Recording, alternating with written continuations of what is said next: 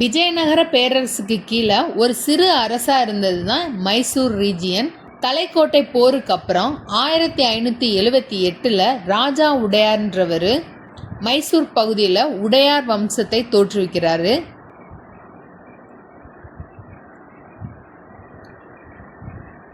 ஆயிரத்தி 1710 ஹைதர் அலி படைத்தளபதியாக சேர்றாரு. பட் 1770 மைசூர் பகுதியை ஆட்சி செய்கிற முழு அதிகாரத்தையும் அவர் கையில் வச்சுக்கிறாரு.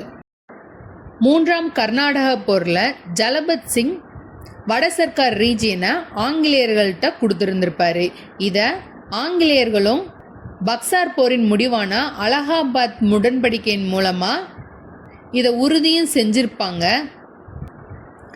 ஆங்கிலேயர்கள் வட சர்க்கார் ரீஜியனை கிளைம் பண்ணுறப்ப ஆல்ரெடி அங்கே ஆட்சி செஞ்சுக்கிட்டு இருக்க அரசுகள்லாம் ஆங்கிலேயர்களுக்கு எதிராக ஆக்ஷன் எடுப்பாங்க. அப்படி நடந்தது தான் முதலாம் மைசூர் போர். 1767 ஹைதர் அலிக்கும் ஆங்கிலேயர்களுக்கும் இடையே இந்த போர் நடந்தது.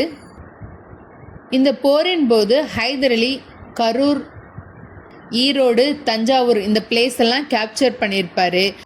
பட் மைசூர் ரீஜியனை மராத்தியர்கள் தாக்குவாங்களோ அப்படின்றதுனால பிரிட்டிஷாரோட ஹைதர் அலி ஒரு அமைதி உடன்படிக்கை பண்ணுற நிலைமைக்கு வந்திருப்பாரு. அப்படி போட்ட உடன்படிக்கை தான் சென்னை உடன்படிக்கை.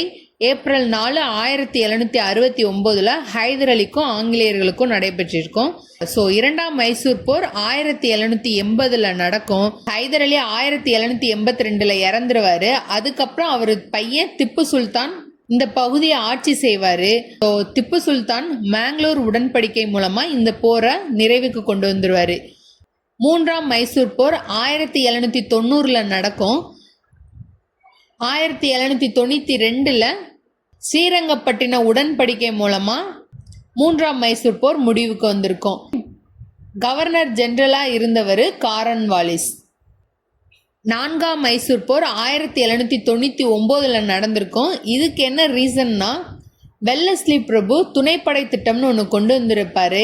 அதுக்கு கீழே மைசூர் அரசை கொண்டுட்டு வர சொல்லுவார். பட் திப்பு மாட்டேன்னு சொல்லிடுவார். அதனால நான்காம் மைசூர் போரை அறிவிச்சிருப்பாங்க. இந்த போரில் எந்த உடன்படிக்கையும் நடந்திருக்காது. ஏன்னா திப்பு சுல்தான் பேச்சுவார்த்தைக்கு கூப்பிடுவார். ஆனால் ஆங்கிலேயர்கள் அதற்கு மறுத்து திப்பு சுல்தானை தூக்கிட்டு உடையார் வம்சத்தினரை மறுபடியும் மைசூர் ஆட்சியில் நிறுவியிருப்பாங்க.